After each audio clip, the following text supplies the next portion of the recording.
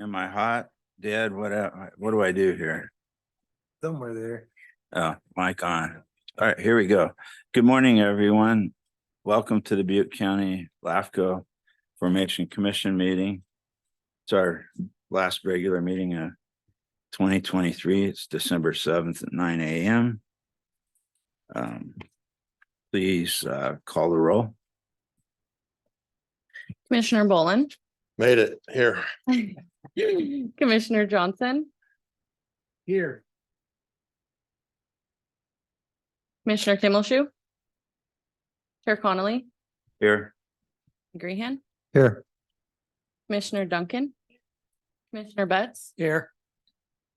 alternate Commissioner Rust, alternate Commissioner Bradley, Here. alternate Commissioner Ritter, alternate Commissioner Shepherd. Here. Thank you. I think Russ is here. We took a call out. Oh, he's on the phone. Yeah. Let's call him Batman. Yeah, okay. Just wanted to let you all know. First up, we have the consent agenda. If there's no errors or admission, I'll entertain a motion. The minutes of October 5th. So moved. I'll second. Any discussion? All those in favor say aye. Aye. Any opposed? No notice public meetings. We're going to move on to 4.2. Adoption of the Butte LAFCO 2024 calendar. Everybody had a chance to look at it. Anybody move to change anything? We can always change it later, right? I move approval. Need a second. I'll second. Any public comment on our calendar? Seeing none, all those in favor say aye. Aye. Any opposed? 4.3, City of Chico, Chico Canyon Road Annexation Number 8, Certificate of Termination of Proceedings. Oh, Yes.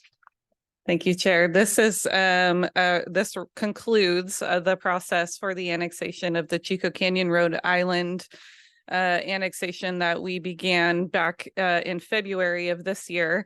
So as you know, the protest hearing did trigger an election, which was held by the city of Chico and resulted in 130 ballots returned, including 11 ballots in favor of the proposal and 119 ballots proposed. So as you can see, it was overwhelmingly shut down by the voters of Chico Canyon Road. So at its November 7th, 2023 meeting, the City of Chico City Council certified those election results. And so this commission's next step is to adopt a certificate of termination of proceedings for LAFCo file number 2303 Chico Canyon Road annexation. And that would basically put to rest this file. And question or comments by board members? Yeah, I have a question. How many islands are left, or was that the last? no islands are, well, this is the only remaining island left in the city of Chico. And it's a true island, 100% surrounded by the city of Chico. And actually by law, you have to wait 2 years, then We'll have, we would either have to see a substantially different application or this same application after a 2-year waiting period. and that would be more or less hinge on the city's willingness to take it on. Either again. the city or a developer comes forward and wants to pursue annexation. Well, I That would think- be their battle, I yeah. think that's what the will of the people is. They're probably happy. Any public comment on this matter? We'll close public on this, and I'll entertain a motion to consider and accept certificate of termination. I move that we adopt the certificate of termination of proceedings for LAFCO file number 23-03 Chico Canyon Road annexation number 8. I second. All those in favor say aye. Aye. Any opposed? Good for them. If I might add, Mr. Connolly, just as a reference point, while this is our last island left and it failed in election, you might recall, and you may be the only one except for Mr. Batts, that in early 2000, we but started Beth out with was the out city there. about I was up here. four. Just to be clear, we started out with about 41 islands. So the fact that we're down to one, and it would have gone if it hadn't been for the election. So it's sad that we missed out on the last one, but we made a tremendous amount of progress. And so just so you know, we'll get it eventually. And I guess to comment on that is, that's why LAFCo exists. It doesn't make sense to governance, any type of governance where you have islands and holes in it. It just didn't make sense. Police, fire, dispatch, tax raise, the whole thing. And so I'm proud to be part of it. And I think everybody up here ought to be proud to be part of it. And if the people's will is not to be annexed, so be it. You know? And I think that's the good part, is we're okay with that. Yeah. That's what it is. Any other comment on this matter? We'll move on. Anybody like to speak on something not on the agenda? We cannot take action on it today, but we're willing to listen to you. We'll close public comment. The public that here are nodding their head. Executive officers report, number 6. Good morning, everyone. This is a lot of interesting things happening here today in terms of the report, but so I'll start off with the not so exciting one, but it's hugely important to this county. It's the disaster planning effort. And, you know, we've all been participating in this, and the cities and the county, of course, are at the lead, but there's also a tremendous opportunity for special districts. So, and as I reported at a prior meeting, that we have been doing our best to try to integrate special district resources into emergency planning. So Shannon and I did attend the stakeholder kickoff meeting on November 15th, which was an excellent presentation by the county staff and their consultant to put this together. It was about a 3-hour meeting or so. And resulting from that, Shannon and I reached out to all of our 41 special districts to let them know this was happening. And then additionally followed up with especially the drainage, irrigation, reclamation districts in the south part of the county, who generally don't participate in these types of plans, but have direct impacts when it comes to flooding and so forth for disasters in their systems. And without being a part of this plan, you don't get access to FEMA money. I mean, that's what it really comes down to. So I'm thrilled that we were able to get them on board. They have actively participated, several emails this week going back and forth. So nothing more to say here than we do what we always do, which is try to get all of our member entities hooked up with whatever available possible resources there are. And in this case, we think that these districts will benefit greatly by having an appendix within the plan itself. And we'll continue to participate and help them address any issues they have in terms of filling out forms. So that's part of our education outreach program, I guess. Furthering into that with district support, this is just a sort of a fun item, but we've been working really close with Biggs West Greeley Water District, especially over the last year or so when they had a change in management, which was to the positive in terms of our working relationship with them. And as a result, we have a closer relationship with that district than we've ever had in my entire time here. So that's excellent. Not only that, they come to us regularly for assistance and information. And as a result, I also wanted to just give them a shout out, because they were instrumental, Biggs West Greeley, in getting the water system plumbed so that this Gray Lodge project could go forward. And as I pointed out, which I thought was the most interesting thing that they gave in the presentation, was this year they were able to flood some 3,000 acres compared to last year where they were only able to flood 300 acres. And they expect that they will be able to flood even greater than 3,000 acres moving forward with this new plumbing system. So it's not a direct LAFCo issue, but one of our districts really stepped up and played a big role in that. So I just thought I'd share that with you all. Project general notes. I'm going to start off with one that's not even on the list because it just broke yesterday. And for those of you who have already heard, this won't be a surprise, but the preliminary results back on the Tuscan Water District election came back as 83% in favor of formation, 17% opposed to formation.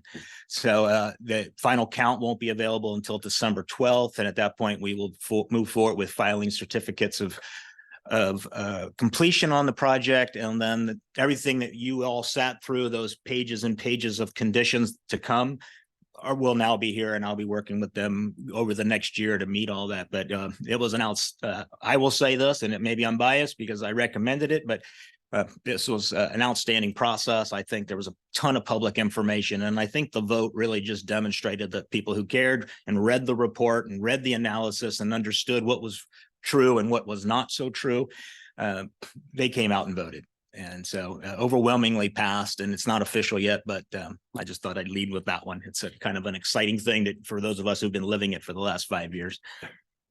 Moving on, City of Biggs. This is just another one of those gold stars that I give out in these reports, which is City of Biggs' annexation plan. Shannon and I have working with the city for some time now to develop this plan. They officially adopted it at their meeting in October 10th. And I came to that meeting, gave a presentation, talked to them about the growth between the two cities and the plan.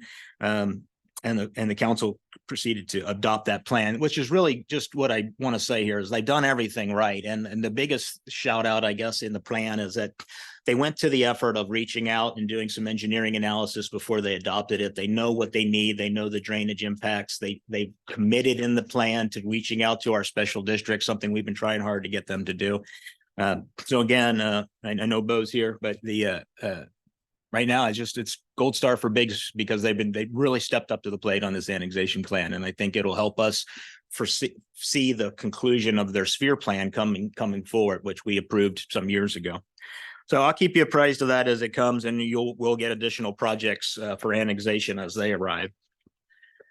City of Gridley, planning process. You can see there's a letter attached to your file that was prepared by Shannon and sent out to the city. They attempted to do some changes to amendments to their general plan in terms of agricultural setbacks, dropping them from 300 feet to 100 foot.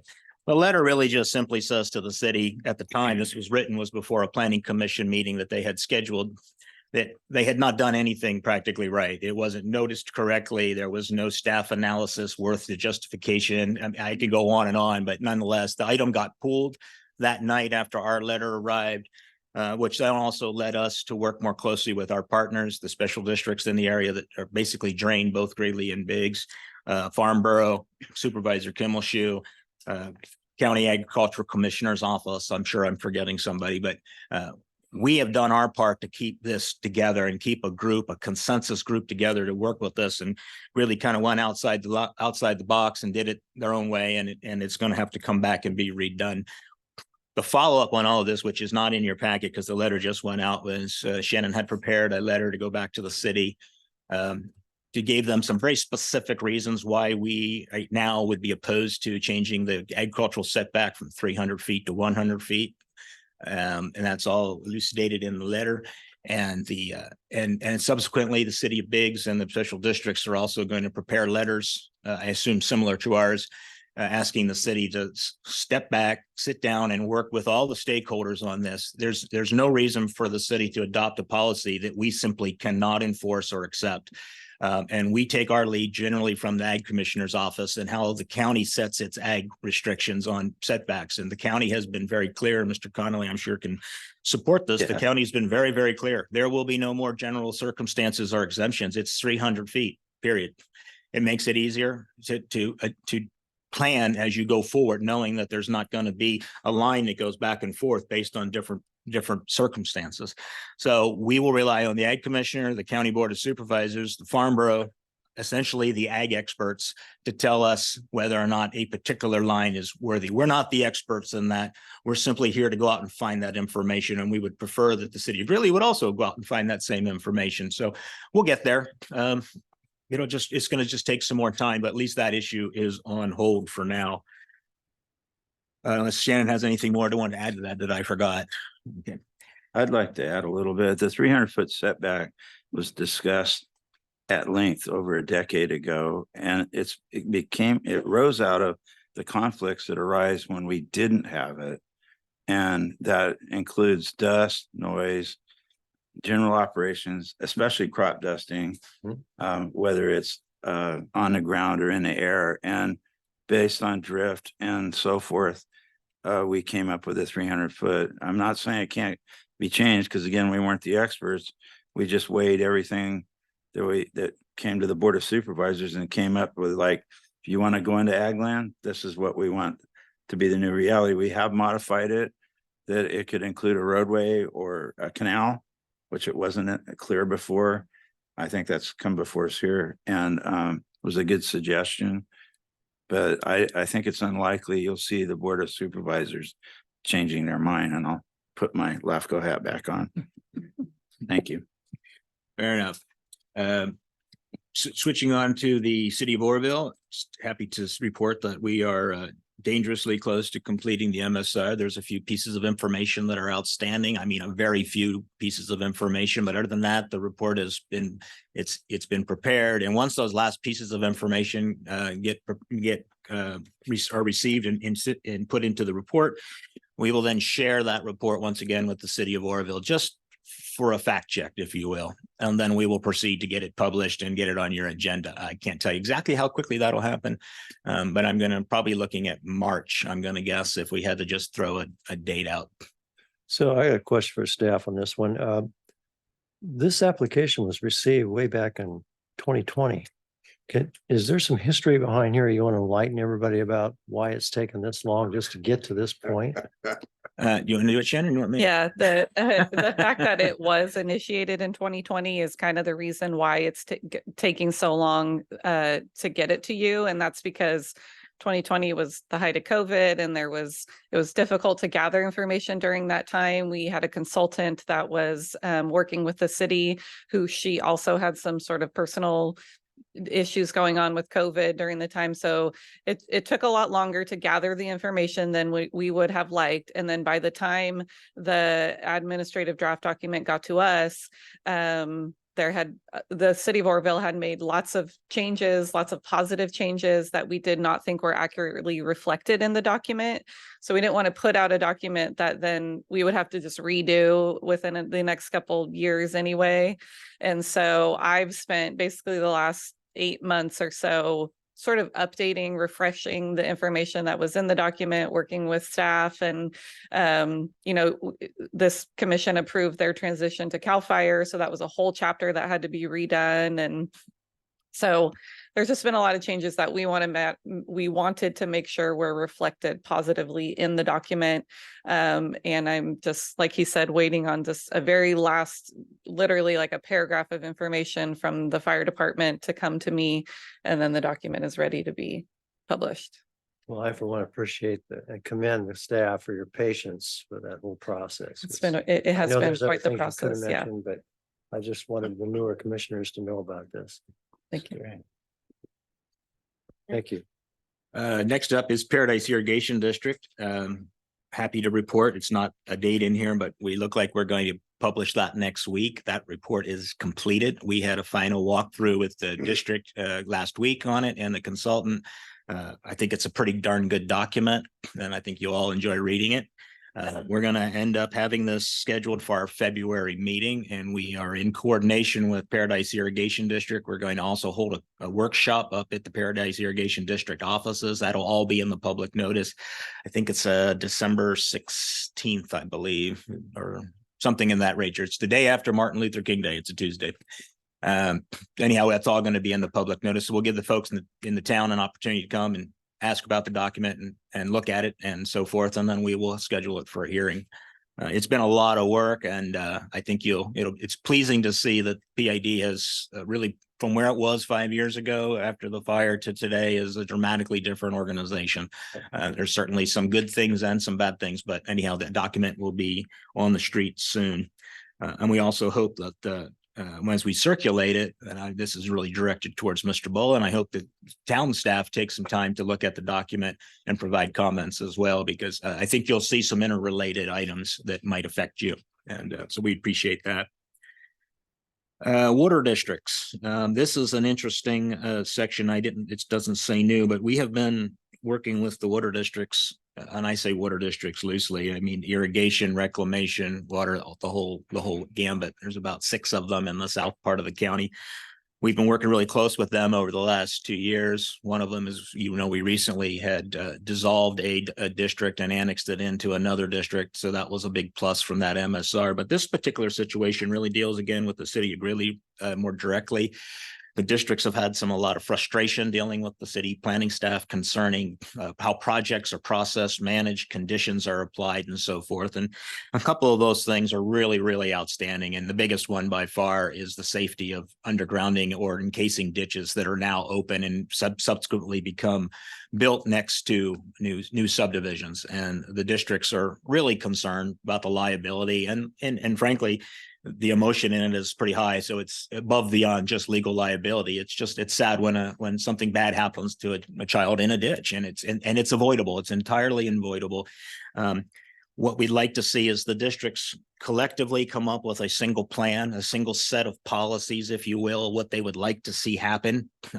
What kind of storm events are we going to look at? What kind of mitigation measures do we need?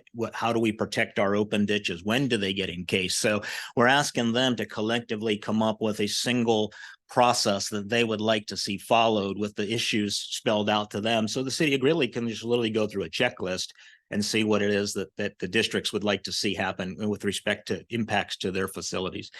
Our role in this whole process is to just sort of facilitate this between the city and the districts. But in the end, I think it's going to be a good thing in the sense that we want the city of Gridley and Biggs as well as all the development community will finally, we hope, have a single set of policies and standards related to drainage and reclamation issues that they can follow and be sound on, be convinced that that's how it's going to go down.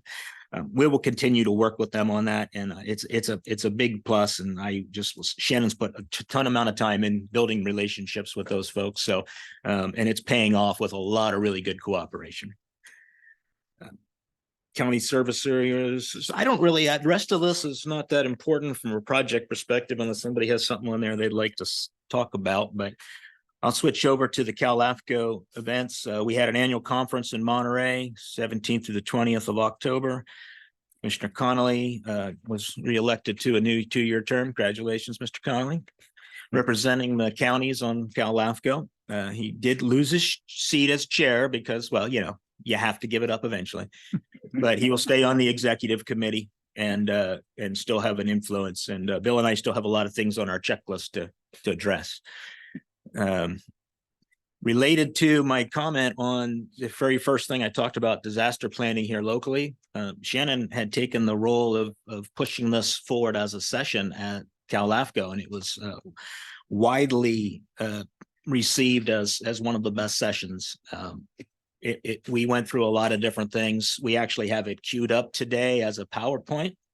And and since we'll probably have some additional time here, it's up to the chair and the commission, but Shannon would be happy to run through it really quick. We won't give you the full hour version, but I think it's really interesting to see. This is sort of like where your staff takes stuff from here and how we then assimilate it out to the state. So if it's okay with you folks, would you mind if Shannon ran through the PowerPoint real quick?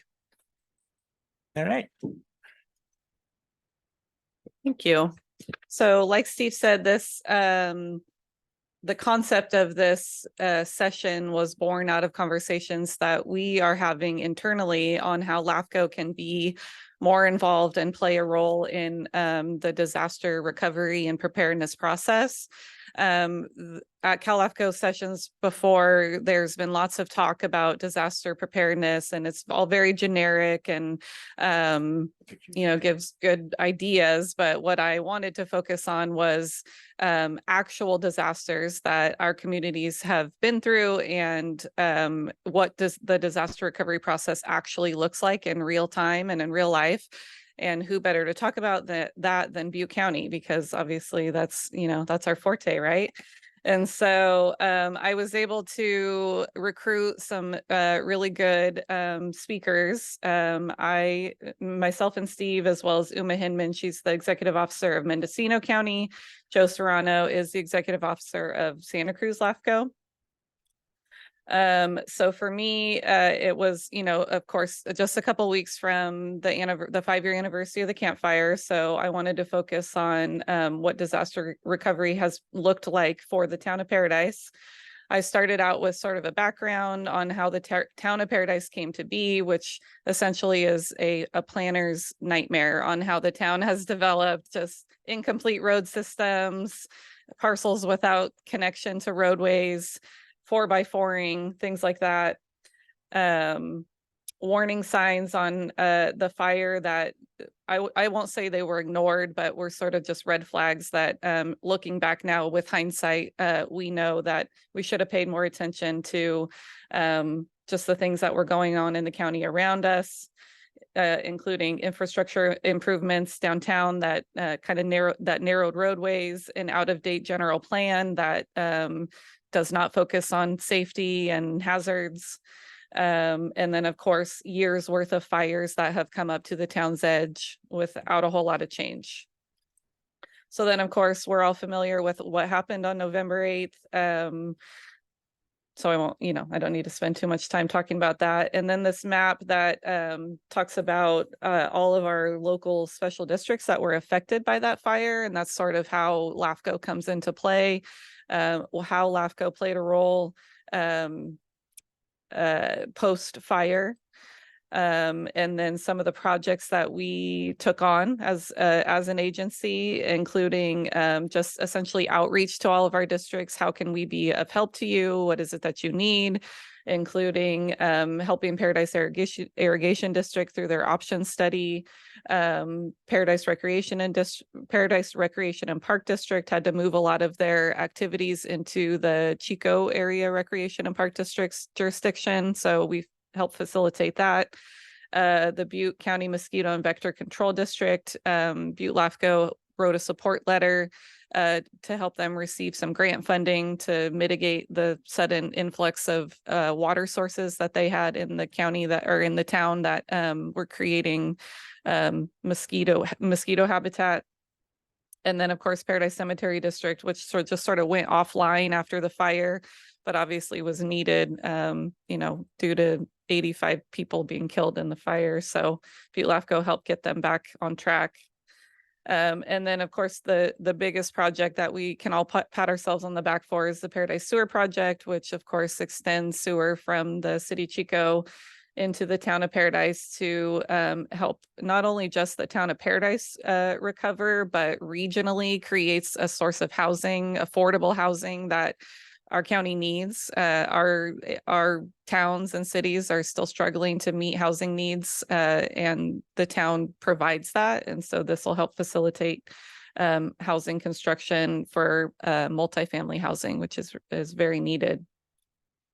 And then, of course, just the realistic numbers of post-fire recovery in the town is slow, in my opinion. As some would say, statistically, I think it's the fastest growing town in the state of California. But when it comes down to it, there's 2,000 single family homes rebuilt and 380 multifamily units, 7,000 residents returned, 350 commercial businesses returned, and full build out not expected until 2050 and beyond, or if ever. So that's the reality.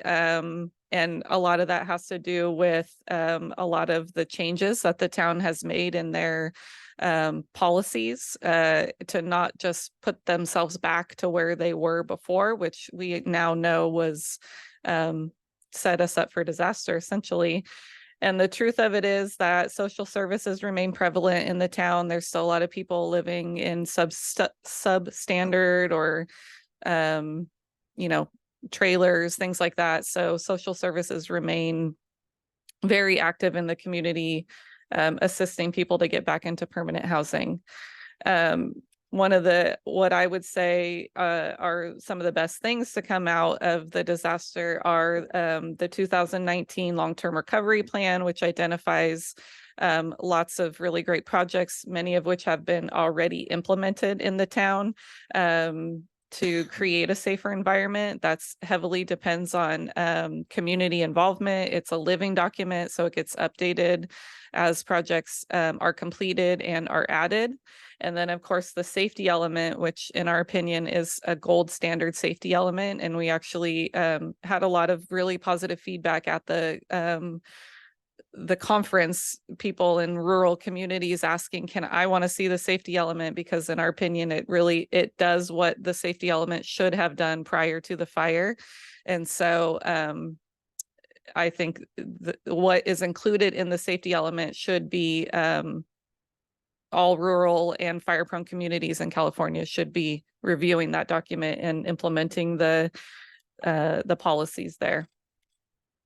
I won't speak on every single thing that was said for each of the other speakers, but as I said, we had Uma from Mendocino LAFCo, and she talked about during the 2020 and 2021 drought season, their community experienced a significant number of dry wells.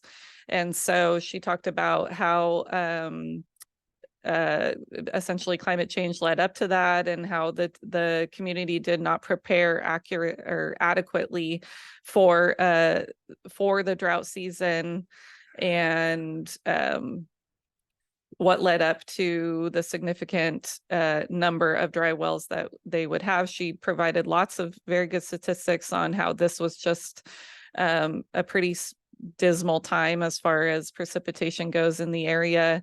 She talked about how water is provided in the county, which is just sort of a mix of small communities who depend on both surface and groundwater, how the water is delivered, problems that they're facing, including seawater intrusion in the community of Fort Bragg, Mendocino with no municipal water system, and homes that depend on shallow wells.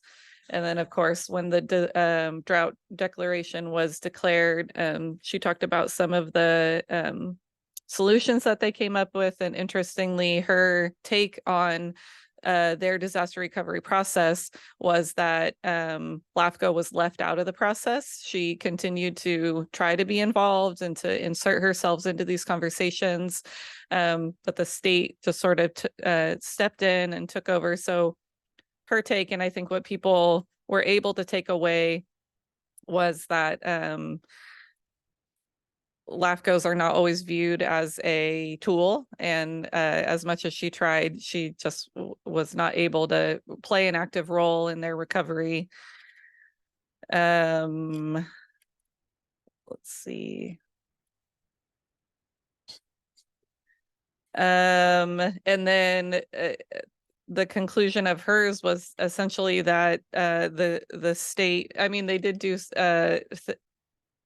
they made changes at a state level that had never been done before, but the communities in Mendocino County are going to need to make some pretty substantial changes to avoid this type of situation in the future.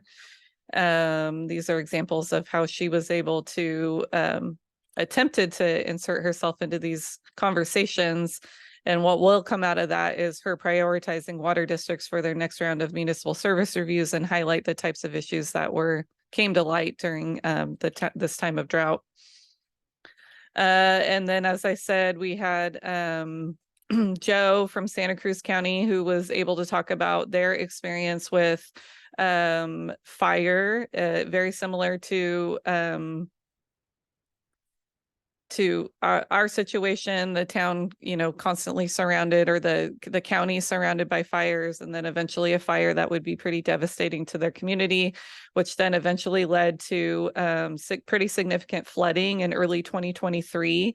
And so he talked about the impacts that those disasters had on their community, but his takeaway was that what came out of that was some pretty healthy relationships that his LAFCo was able to create with his special districts, stepping up and doing municipal service reviews for his fire districts, creating really good relationships with their districts, and being able to establish himself as a partner with his districts. And then Steve did a roundup for us. We had, as we mentioned in some previous meetings here, that we attended the Cal OES Listos conference a couple months ago that talked about how Cal OES is attempting to prepare our communities for disaster and taking a bigger role in that process. And so we talked about how LAFCOs can step up, and the existing government code allows us to evaluate our existing districts and agencies on how they are, or are they preparing for disasters. And so these are some concepts that we will be implementing here at this LAFCo, talking about have our agencies properly identified the disasters that, the potential disasters that could face their districts? Are they actively involved in the local hazard mitigation planning process? and then just some forward thinking concepts that we'll start implementing in our MSRs. We've done a little bit for the city of Orville. That's the MSR that's coming up, talking about thinking outside the box of our typical MSRs and adding these new concepts that are on the forefront that allows LAFCo to evolve and be more up to date on some of these issues. The feedback from some LAFCos around the state is that some of this stuff is just, it's not within our purview.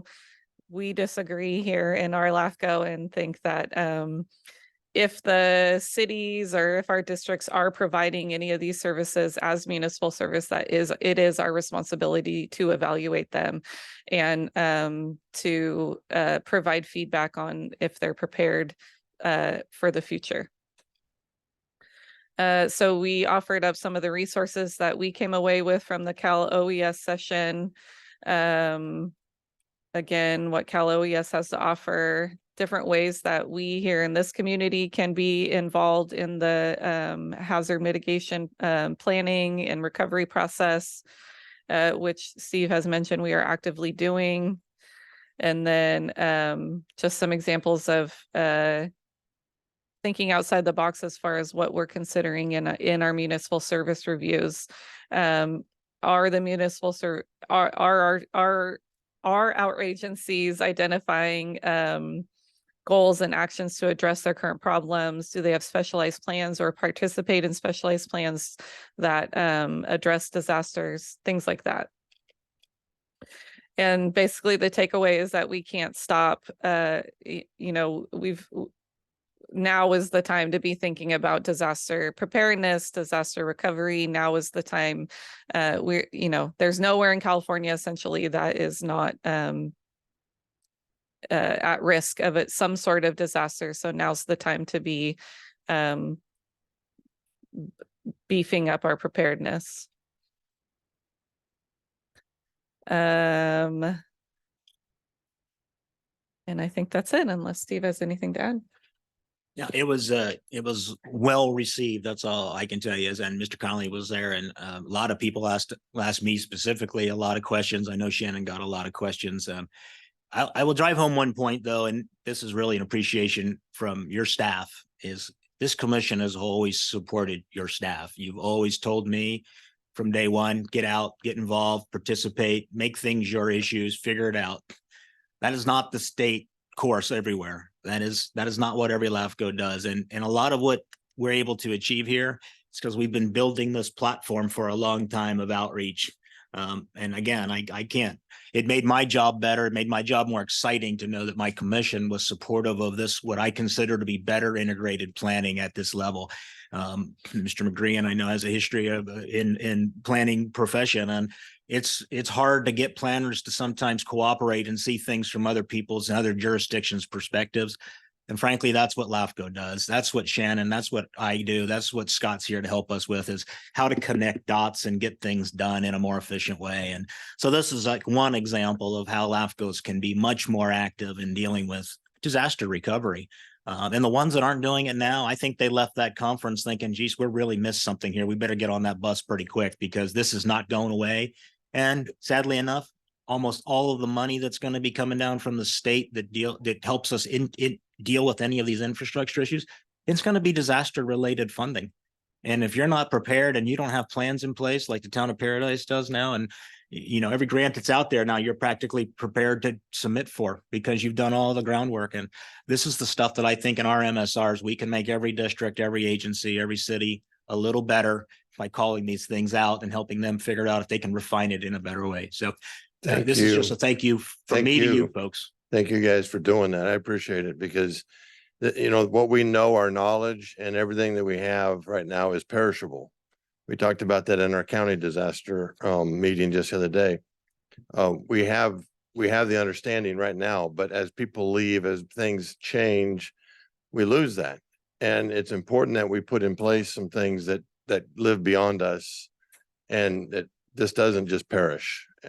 As people move in the area, they don't understand why you're doing this stuff. Well, they didn't live it. They don't know.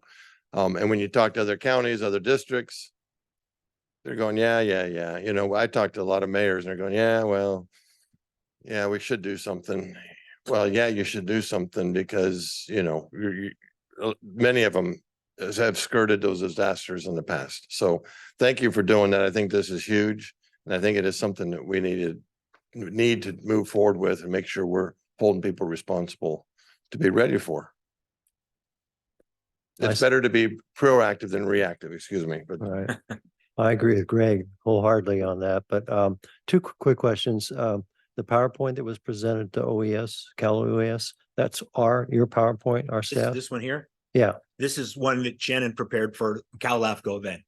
Is there a possibility I can get a copy of that? Absolutely. And then secondly, what are the chances, that's a good beginning with Cal OES, that maybe Cal OES, I don't know about Cal LAFCO, because I know you don't have a majority of LAFCO members that were thinking along those lines, but is there a possibility some advocacy through the legislature to get the law changed to make part of MSRs that component to be required legally? There has been discussion. So just to be clear, the MSRs, as we're concerned right now with the any other matter as we see fit language, gives us the opening to look at It does. anything. I don't get me wrong. But you're right. There was a lot of comment after this session about maybe there needs to be a revisitation of the MSR guidelines that were prepared in 2001 by OPR. Woefully out of date by now, as so many documents seem to be.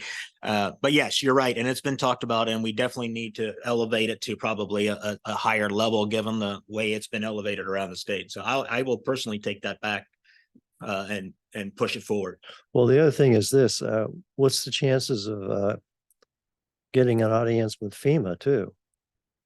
Anything is possible. Getting them maybe to have that realization that, oh my gosh, you know, if we can influence the states to have that as a requirement. Well, if interestingly enough, Commissioner McGreen, as Shannon had a map there early on her presentation that we had prepared. You can bring it up real quick. And it was this map right here. And we identified, some of you who were here then might remember, we quickly, within a couple of, well, maybe a week or so after the fire, we had this map put together just so we could identify all the various agencies that were affected and their relative location. But to your question specifically, almost a few days right after that, I got a call from FEMA. They brought in like 16 people to my office. They said they had seen the map, but they had never known that there was this much interaction between agencies. So I sat with them for an hour or so in a conference room, and I just kind of ran through that with them. So you're right. That's probably a great angle to play. And they, when they came to me, said, we had no idea until we saw this map. And then we just looked at the bottom, saw your name and called you. Right. So yeah, you're right. There's probably room for additional outreach there. There's also, we don't want to keep our head down in the trenches on the issue of cooperation and collaboration between the League of Cities and special districts. And it's frustrating on a state level to understand there's this inherent resistance to LAFCO's proposals, which generally, if you look at an actual scientific MSR, is to the benefit of the cities and the special districts. And so on a statewide level, we are not there yet, including buy-in by some of the LAFCOs. And so that's something Steve and I and Mr. Brown and you work on continuously down there. It's interesting to see now that I've transitioned out of the chair as to what level we'll progress into that, but I think it's a unique issue that needs to be solved, that we are the good partnership, which brings up another thought. Sorry to delay you, Mr. Hickman, but I've had another thought for quite a while. And I'd need a couple head nods on this. I think, this is not derogatory to any current member or any past member, that we need like a LAFCO 101 programming. So when a new person comes on, they're fully engaged and understand the wise use of LAFCO, the powers and the limitations. Because as being on here for 19 years, it's a 5-year learning curve that I think that we could help. If you guys think it's worth investing in, and it could be that it could be developed at the state level and brought locally, or we could do it locally so that when a new member comes, you're not hearing this little by little by little, but actually brought up to date. And I'm not picking on you or anybody. I would take the course myself again. And do it. Go ahead. Yeah, Nevada LAFCo. Once every 2 years. And we just do it we already have a. And it would update us as to what's changed and new too. So do we have head nods to maybe agendize that and get it looked at? Is that what you desire? Do you do it as a? Nah, I think we could just do it in house. I would It's up to suggest. you guys. It's and up to you guys. It's wide open. If you think retreats necessary. It is entirely up to the commission. We can, I mean, any way we cut it, it's gonna have to be a published noticed kind of meeting because it's a Brown Act thing, so it's just as convenient to do it here. And we have the screens and so forth. So if you want to go that route, well, we'll start it, and we'll start it at the beginning of next year, probably maybe February, but probably not maybe until March. I'm not trying to push it off, but Are we good with we that? can certainly make it a regular. Well, you guys are looking for stuff to do anyway, right? Always. No, I'm just kidding. I'm just No, no, kidding. I'm but- just kidding. To drive with No, each other. But you are right in that it does take time, a lot of time. And if you had something like that, I think it would have cut down my time greatly to get up And to it's an speed. asset, right? If you really know. Well, for me, it would have been because Yeah. I'm just sitting back listening for quite some time before I ever felt like I understood what was going on. Yeah, there is a. Good learning idea once in a curve. while. There is a learning curve. For me, it takes a little bit longer, but it would be nice to be updated and definitely.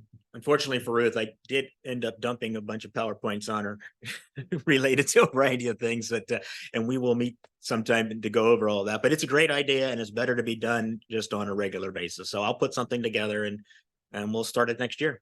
Thank you very much. Thank you for your cooperation. So one more thing, just since you got to put up with me for this meeting. I'd like to say that the Tuscan issue was picked up nationally. And I think the headlines are generally inflammatory to a degree, but when you read the facts, and even the New York newspaper had the facts in there, or even online, if you read the facts, I think we did what we're supposed to do in a fair and balanced way. And so we did get notoriety, but that headline sells, readership. Sure. Other than that, I've been very proud to serve you guys for this year. Hope you have a great Christmas. We need to move on to Mr. Hickman because I've known Mr. Hickman a long time and he's got a real issue for us. How's that work for you? Carry on. Go ahead. So we're on under correspondence now, 6.2. After I delay this a half hour, I can get us moving now. You in your packet, you see a collection of information that were provided by Mr. Todd Hickman. And this was exposed. I was provided this. Mr. Connolly actually brought me into a meeting and told me about it. And I said, well, there's nothing I can really do about it other than we can get it on the agenda and let Mr. Hickman speak. And then the commission can decide whether or not they want to direct me to spend any time on this matter. And just in context, real quick, before you hear him, and you can't take any action today other than to just tell me to look into it. And so what I do in that process is simply what I would with any piece of information. If it looks like it has some bearing on an agency that we have some effect on, I will first talk to the commission or the chair, and then I will reach out to that agency's general manager to bring them up to speed. We're not interested to do anything sneaky or non-transparent. And then I'll reach out to my colleague in this particular case in Yuba County and Yuba LAFCo, do some research and just see and I won't spend a lot of time on it, but to see if there's something that can happen here. But I haven't spent any time on it yet, other than to read the information and put it in your packet and wait for any direction you might have to me. And if you want to hear from Mr. Hickman. Todd. Pleasure to be here. I've spent a lot of time the last 10 years in board meetings, and I'm very impressed at this agency, the efficiency, the progressive views. So I'm very happy to see that. It gives me great hope that something can be done here to address the situation that we're having with these two water agencies. So I appreciate that. I come to you today as somebody that spent the majority of my adult life working on economic development in South County of Butte. It's very near and dear to me. I'm all in. I put everything into it. I feel that we're at a point, though, where it's stifled, and it's stifled by the existence of these two competing water districts. I think Ruth knows quite a bit about this, and it's a pleasure to see her here on this board as well. We basically have South Feather with 60 employees. They run the power project. 3 of the power projects are feed into what's called the Joint Facilities Operating Fund. The Kelly Ridge Powerhouse goes into the general fund. So South Feather is always short on money because they're operating this power project, these 3 plants, and anytime they take a distribution from the Joint Facilities Operating Fund, they have to split it with North Yuba Water District. North Yuba Water District has 8 employees. Again, South Feather has 60 employees, operates all the equipment, does all the repairs, pays all the expense, does everything, has all the liability. North Yuba's 8 employees, half of those are clerical. So very few people in the field. They operate a small water treatment plant at 1/3 capacity, which is a shame because their residents are screaming for water in that district, and there's never any water. They canceled the irrigation for 10 years in the North Yuba side, scandalously sold water and did other dastardly deeds to defraud the voter owners of their rights to water. So here we have South Feather, 60 employees, North Yuba, 8 employees. It's time to take a distribution from the Joint Facilities Operating Fund for South Feather because South Feather needs money. The general fund doesn't cut it. Again, Kelly Ridge is feeding into that, and the water revenues are feeding into that. So they take a distribution from the Joint Facilities Operating Fund, and half of that distribution goes to North Yuba. So 60 employees, 8 employees. I believe the last distribution was somewhere around $5 million. The one before that was $3 to $4 million. Not to mention these 2 agencies have been engaged in endless lawsuits for years since the 2005 agreement. The most recent lawsuit, this is kind of unfathomable, but check my facts, please. North Yuba Water District with its 8 employees was spending over $100,000 a month suing South Feather. We're talking over $1 million a year of the voter owners' money of our water revenue from this district going to lawsuits. South Feather had their side of it as well. South Feather has a countersuit basically regarding CEQA. The initial CEQA lawsuit was initiated by a private citizen on the North Yuba side, Charles Sharp. He spent $120,000 of his own money to initiate this lawsuit. Again, that's a private citizen spending $120,000 of his own money. That tells you how serious this is. Charles won that lawsuit. I believe he's getting the majority of that reimbursed. So that's a good thing. It's good that people, private citizens, take that into their hands. I believe with CEQA, that's the only way for that to be remedied. Private citizens have to take action. So here we have these 2 water agencies in existence. It's one watershed, and 2 districts. North Yuba is very misleading because there's no Yuba water in that district. It's all the South Fork of the South Feather Power Project. So this is all our water. And again, this revenue is going to the North Yuba Water District. There's no reason for this water district to exist. It's completely redundant. South Feather has the management, the staff, the expertise. They could easily absorb this district. Their only asset on the North Yuba side is this water treatment plant. It's a 1.8 million gallon per day plant, and it's producing about 1/3 of that, about 0.6 million gallons a day. So it's completely underutilized, no efficiency in there, and they continue to basically squander the money. They had a general manager that was making in excess of a couple $100,000 a year, $100,000 pickup truck he took home. It just didn't make any sense for that size of a district to be expending this kind of money on stuff that doesn't give us pipe. South Feather, not totally innocent in this. So, South Feather has its own issues. However, it is a relatively well-ran district. South Feather, again, with its 60 employees, has the Miners Ranch treatment plant. That is a gem for this area, and that is completely underutilized. Today, I don't believe the Miners Ranch treatment plant is going to exceed 4 million gallons a day of production for today. That's a 21 million gallon a day plant. It's one of the most state-of-the-art plants in the United States, if not, the top few of state-of-the-art efficiency for that plant. On the hottest 3 days in July, that plant is barely breaking 11 million gallons a day, if that, so at half capacity. And that doesn't tell the whole story, because it's actually could be a 28 million gallon per day plant with a $500,000 upgrade as of 4 years ago, probably a little bit more now with inflation. So the irony for me in South County is that right there on Miners Ranch Foothill Boulevard, there's a 10-inch water main right there full of South Feather water from the Miners Ranch treatment plant, only 6 miles away from the town of Bangor, less than 6 miles away. And we can't get it there because of money. All South Feather's money goes to lawsuits and other expenses. I was on the board for 8 years at South Feather. In my time there, I watched $40 million slip through our fingers to clean up the past 30 years of mismanagement at South Feather. South Feather's been really well managed for the last 8 years, 9 years. But again, I saw myself $40 million slipped through our fingers to clean up a mess. One of those was the Lost Creek Dam refacing project. Gross negligence and incompetence on the previous general manager's part turned that $20 million project into a $40 million project to fix that. It doubled that project.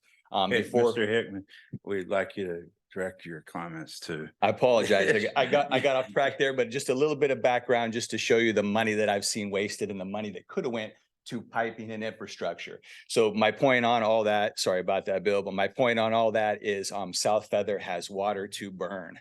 We have 160,000 acre feet in storage. Only 30,000 acre feet gets delivered to our customers. We have an endless supply of water that could make this entire area prosper, and it's stuck at the treatment plant and the few places it gets delivered. Again, I believe that the real problem here is the existence of this North Yuba Water District, these endless interactions and lawsuits that continually squander the people's resources and the people's money. And so again, what we're lacking is pipe in the ground. We're lacking distribution infrastructure. We have all the water, we have all the reservoirs. And then that was misleading too on the 160,000 acre feet, because actually through that system, there's almost 400,000 acre feet of water going through there on a wet year. South Feather has another 1 million acre feet of water rights to creeks, ditches, all kinds of other infrastructure that's never been captured, plus some other rights. So again, water, the proverbial water to burn, and it's not being delivered to our customers, South County in particular, really the entire area. It's not just South County. It's not just my cause. It's all of our causes. I mean, it's defrauding and depriving us of economic prosperity in Butte County. And the true holdup is, I saw it myself at South Feather. The general manager spends all his time and the agency spends all its money on Getting off lawsuits. track again. And dealing with the problem. So again, the real problem is the existence of two agencies when there should be one agency, one watershed, one agency, all the resources focused on delivering water to the people and economic prosperity for South County. And also, the customers of North Yuba, the voter owners, relieving them from this burden of an underperforming water district. North Yuba Water District has basically no success. 10 years of no irrigation water when there was water, water sales when it should have been going to customers. So it's this interaction between these two agencies that have really cause this problem. And from what I understand about this commission, this really is the answer to correcting this issue. You have the power to basically force this consolidation if need be. I would think that everybody would want to go along willingly because, again, it is the path to economic prosperity for all of us. I have neighbors, their house sale just fell through because their well is a half a gallon per minute. Another neighbor in the same situation. That's declining property values, not just the property value issue, though. I understand that the county gets a little teeny piece of that, so it's not a huge deal. but it's really the economic prosperity. You know, when these houses won't sell, when houses don't get developed, when vacant land doesn't get developed, that deprives us all of economic prosperity. This is an incredible area, a true Mediterranean climate. For me, it's been fabulous. For the grape industry, the distilling industry, it's been a blessing to be here. And again, I've devoted my adult life to this, and I just see this incredible opportunity to fix this. And it appears to me that this commission is the solution, is the answer to make this happen. So I urge you to do whatever you can to basically consolidate, not merge. You know, North Yuba needs to go away. It needs to be basically all its assets, everything need to be consolidated into those of South Feather for a single watershed management, one watershed, one agency to make this happen. And you are the agency, the commission, to make that happen. So I urge you to make this happen. All right, thank you. Okay, so where we're Stand gonna, here for questions. yeah, just a Okay. second. Let For me make a statement. You're overwhelming with all your facts and your passion. Okay. And I get that, but really the question for us, and the reason we exist, is what serves the people the best. Yes. So with the head nods from the rest of the commission, we're gonna ask them to go look superficially at first to see if the people would be better served either by consolidation or absorption or whatever. But it's going to be up to the people too. It's not up to us. I mean, we have to balance that. Am I, Mr. Lucas, if I'm saying this right? You are correct. Yes. So our direction at this point isn't going to be as detailed or as direct as you would like. It is going to be to investigate to see if the public can be better served. And then we'll come back to what that direction would be, maybe. If you guys are, ladies. We good to look into it? I'm good to look into it. I know nothing about all these talking about. I mean, it was overwhelming, but you were spouting off so much stuff. I was swimming over here. So, But that's you his know, passion. well, I understand that and I appreciate that. And I heard that. And I think that it is something that we should look into and get at least an understanding of what's going on. And is there a direction we should go at that point? But I have no clue. Question, the North Yuba Water District, that is a Yuba LAFCO. Correct. Not a Butte LAFCO. So we have no We are not the principal LAFCO, no, LAFCO. but we are the principal LAFCO for South Feather. The reality is, if I can just put this on if you decide to move forward, what you're really just telling me today is ring some doorbells, ask some questions. And if I see anything here that looks positive to help the situation on the ground, whether that's either hopefully helping South Feather or helping the residents, period, then I will put this as an agendized item where then you can actually have specific discussion about it. But for now, since this is just a letter coming in asking for help, the appropriate thing to do is just ask me to look into it. And if I find something that's worth bringing back to the commission, dutifully agendize it and then have the discussion at that point.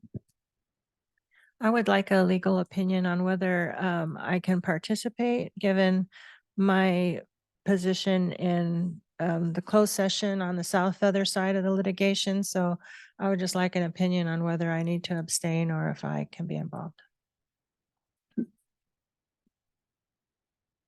To you further about it. So to be safe, just abstain, right? Yeah. Right, Mr. Brown, just to be safe. Well, do we have, But I think, Steve, I think Bill's right. I mean, this is about the people. right, It's not about South Feather. I don't, again, I don't know anything about the agency or how it was run or whether it's run right or not. That way we get into that, but it's about the people. How are they best served? I think that's absolutely. if they're best correct. served, then all of that comes out. Then it all comes out, right?